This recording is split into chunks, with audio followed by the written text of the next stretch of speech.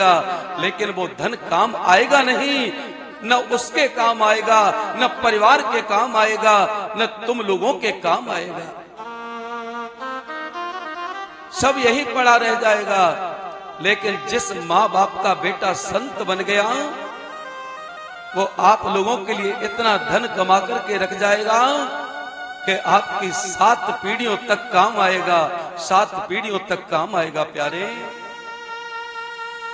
आज मां वही कहती है कि पुत्रवती जुवती जग सोई, रघुपति भगत जासु सुत होई।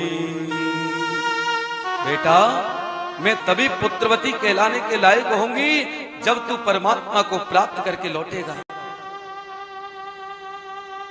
मां चाहती तो सौतेली मां के प्रति भड़का सकती थी ध्रुव को। मां सुनीति चाहती तो ध्रुव जी को सौतेली मां के प्रति भड़का सकती थी। अच्छा, तेरी मौसी ने, तेरी सौतेली मां ने तुझे भजन करने के लिए कहा, वो खुद तो भजन करती नहीं है, तुझसे भजन करने को बोल रही है। चल जाकर के मैं देखती हूं सौतेली मां को। चाहती तो भड़का सकती थी, चाहती तो सौतेली मां के प्रति जहर घोल सकती थी मां सुनीति, लेकिन नहीं, संस्कार दिए हैं मां ने, ध्रुव को संस्कार दिए हैं प्यारे। और एक ही बात कही कि बेटा, कि तपवल रचाई प्रपंच विधाता, तपवल रचाई प्रपंच विधाता, तपवल रचाई प्रपंच विधाता, तपवल रचाई प्रपंच विधाता, तपवल रचाहे प्रपंच विधाता, तपवल विष्णु सकल जगत्राता।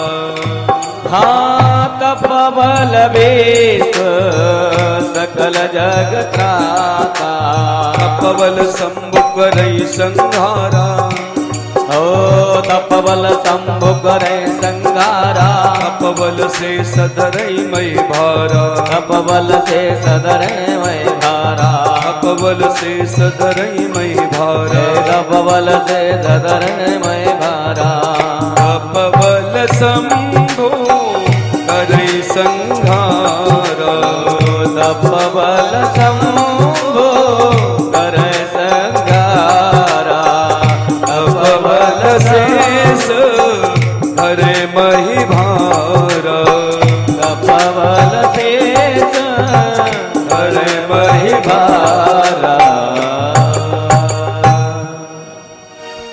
मां सुनीति ने ध्रुव जी को संस्कार दिए और कहा कि बेटा, तेरी सौतेली मां ने तपस्या करने को कहा है तो मैं भी कहती हूं, वो तेरी सबसे बड़ी शुभ चिंतक है, और तू जा भगवान की तपस्या करने के लिए जंगल में जा। आज मां सुनीति ने शिक्षा दी भगवान को प्राप्त करने वाली, लेकिन हम लोग कौन सी शिक्षा देते हैं बेटा बेटी को? है मां सुनीति कहती है कि जाओ भगवान को प्राप्त करके आओ, तपस्या करो, और हम लोग क्या कहते हैं अपने बेटा बेटी से कि मात पिता बालक ने बुलावई, उदर भरे सोई धर्म सिखावई। हम कहते हैं बेटा उदर भरे सोई धर्म सिखावई, बेटा पढ़ लिख के इतना कर ले, अरे कम से कम इतना तो कर लेना कि अपना और अपने बच्चों का पेट भर लेना। हर माँ बाप अपने बेटा बेटी से क्या कहता है, बेटा से क्या कहता है, अरे हमारी चिंता मत करियो, इतना तो पढ़ लिख ले कि कम से कम अपना और अपने बच्चों का पेट भर ले। कहते हैं कि नहीं कहते, बताओ हाँ या ना? हर बाप हर माँ एक ही बात कहती है बेटा से, अरे भैया इतना तो कर ले कि अपना और अपने बच्चों का पेट भर लेना। एक बात बताएं, बुरा मत मानना, ये जो धर्म सिखाते हैं ना हम, पेट भरने वाला, अरे पेट तो एक कुत्ता भी भर लेता है। ये कुत्ते वाला धर्म हम अपने बेटा बेटी को सिखाते हैं, पेट तो एक कुत्ता भी भर लेता है भक्तों। और वही पेट भरने वाला धर्म हम अपने बेटा बेटी को सिखाते हैं। और पढ़ लिख करके जब वो बड़ा बेटा हो जाता है, नौकरी लग जाती है और शादी हो जाती है, शादी होने के बाद में वो बेटा अपनी अपनी बहू को अपने अपने नौकरी पर ले जाते हैं, तब वही बुढ़ा और बुढ़िया घर में पड़े पड़े चौराहे पर बैठे बैठे बेटा और बहू की बुराई करते हैं। अरे ऐसो कमबख्त निकलो हाँ छोरा, बहुत पढ़ाया बहुत लिखाया, लेकिन बुढ़ापे में बहू को भी लेकर के चला गया नौकरी पर। आशा करी थी कि बुढ़ापे में खुद सेवा करेगा, बहू से सेवा करवाएगा, लेकिन ये तो महाराज खुद तो नौकरी पर चला ही गया, लेकिन बहू को भी घर से ले गया। कौन कहता है? जब तक बेटे को पढ़ा रहा था तब तक खुद कहता रहा कि अपना और अपने बच्चों का पेट भर लेना, लेकिन जब बच्चा पढ़कर के नौकरी से लग गया और अपनी पत्नी का पेट भरने के लिए अपनी नौकरी पर ले गया, तो फिर काहे का दर्द होता है भैया। आपने वो धर्म तो सिखाया नहीं कि अपने माँ बाप की सेवा करना, अपने बूढ़े बाप का पेट भरना, अपनी बूढ़ी माँ का पेट भरना। अगर वो धर्म सिखाते तो अपनी बहू को नहीं ले जाता, अपने बच्चों को नहीं ले जाता, बहू से भी सेवा करवाता, खुद भी सेवा करता। लेकिन धर्म तो कुत्ते वाला सिखाया कि अपना और अपने बच्चों का, अपनी बहू का पेट भर लेना। जब बहू और बच्चों को बेटा ले गया तो फिर खटिया में पड़े पड़े क्यों रोते रहते हो? धर्म तो हम लोगों ने सिखाया उनको।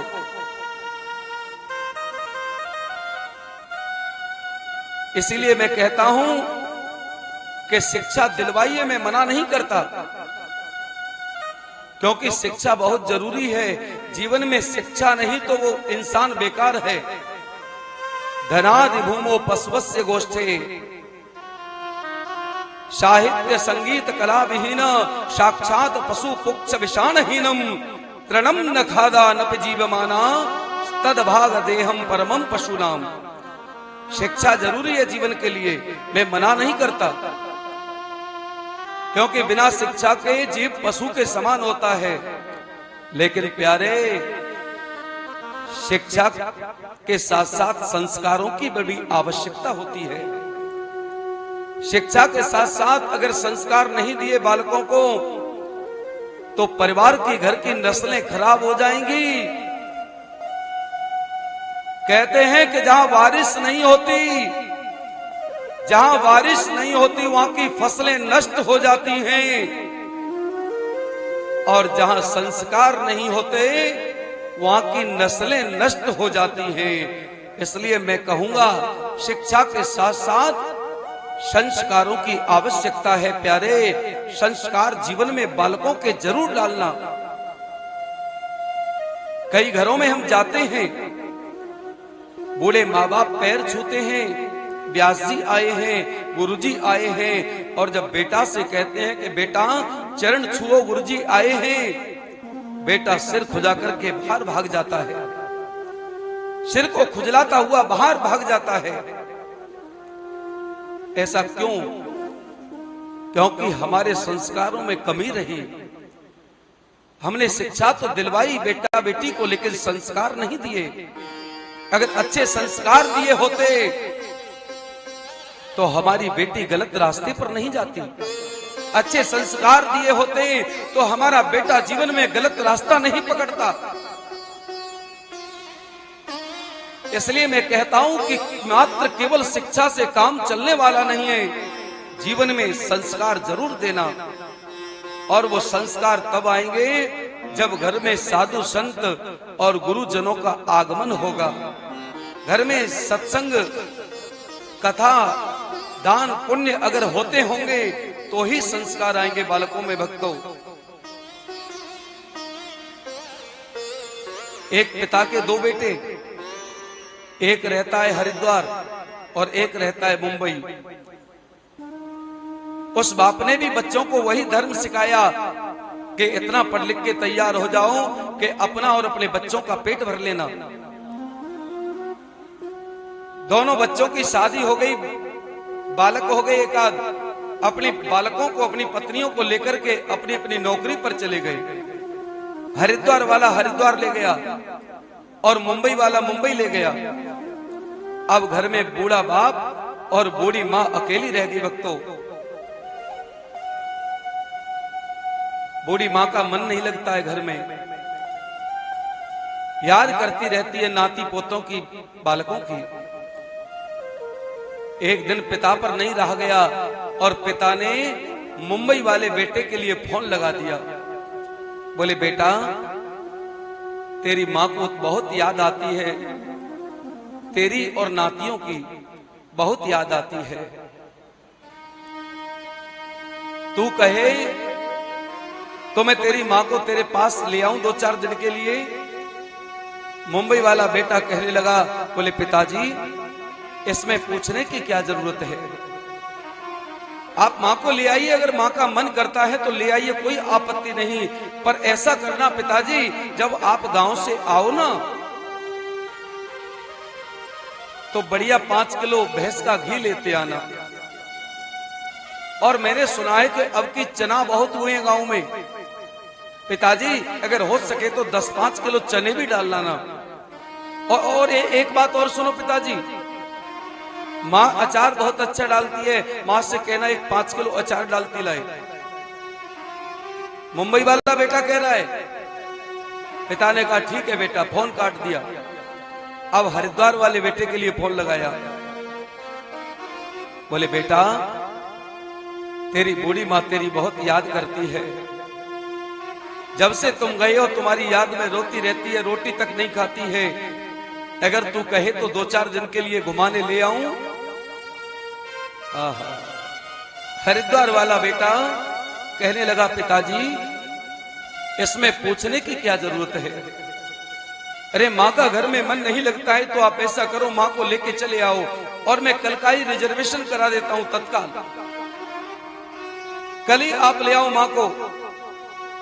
पिता ने कहा कि बेटा मैं जब गांव से तेरी मां को लिवा करके लाऊं तो तेरे पास कुछ लेकर के आऊं क्या? हाँ हाँ, धन्य हरिद्वार वाले बेटे के लिए अच्छे संस्कारवान था, तीर्थ स्थल में रह रहा था, हरिद्वार में रह रहा था, साधु संतों का सत्संग मिला जीवन में, कथा भागवत श्रवण करने को मिली। तो आज हरिद्वार वाला बेटा क्या कहता है पता है? बोले पिताजी आप क्या लेकर के आओगे? जिस शहर में मैं निवास करता हूं, जिस नगर में मैं रहता हूं, वहां हर वस्तु मिलती है संसार की, लेकिन अगर कोई चीज नहीं मिलती है तो वो माँ का प्यार नहीं मिलता है, माँ का प्यार नहीं मिलता है। केवल आप माँ को लेकर के चले आओ, मुझे माँ की आवश्यकता है, आपकी आवश्यकता है, आप चले आओ, मैं रिजर्वेशन करा देता हूं।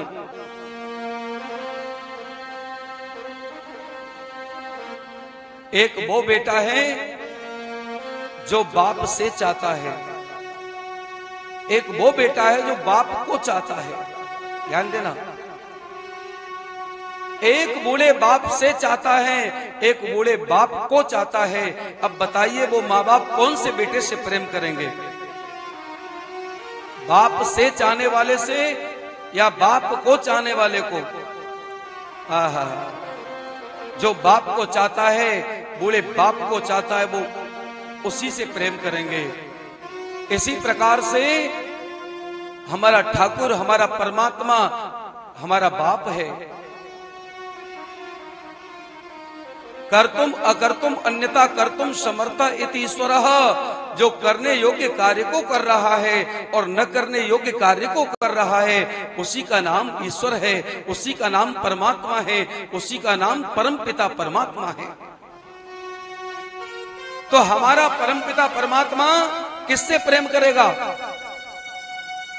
जो परमात्मा से चाहते हैं उससे प्रेम करेगा, या जो परमात्मा को चाहते हैं उससे प्रेम करेगा? बताओ बताओ। जो परमात्मा को चाहते हैं उससे प्रेम करेगा। बिल्कुल ठीक कहा आपने। फिर एक बात बताइए, जब आप मंदिर जाते हैं तो मंदिर जाकर के क्या मांगते हैं? परमात्मा को मांगते हैं या संसार की वस्तु मांगते हैं? ध्यान सही बताना। कोई कहता है कि हे ठाकुर जी महाराज हमारा मकान बन जाए। कोई कहता है हे ठाकुर जी महाराज हमारे बेटे की शादी हो जाए। कोई कहता है कि नाती आ जाए घर में। कोई कहता है कि महाराज एक गाड़ी आ जाए। कोई कहता है कि अगर नाती की शादी नौकरी लग जाए तो सवामनी का भोग लगवा दूंगा। कोई कहता है कि बेटे का विवाह हो जाए तो 5 ब्राह्मण जमा दूंगा। यानी भगवान के पास में जाकर के सौदाबाजी करते हैं। धिक्कार है हम लोगों के लिए। जो परमात्मा हमारे लिए सब कुछ करता है उससे हम सौदेबाजी करते हैं। कभी कभी ठाकुर भी मंदिर में बैठा बैठा रोने लगता है हम लोगों को स्वार्थियों को देख करके। हम इतने स्वार्थ में पागल हो गए कि परमात्मा से जब भी मिलने जाते हैं तो याचना ही याचना करते हैं, कभी ठाकुर से बात नहीं करते। भगवान भी बैठा बैठा रोने लगता है मंदिर में। ये संसार का व्यक्ति कितना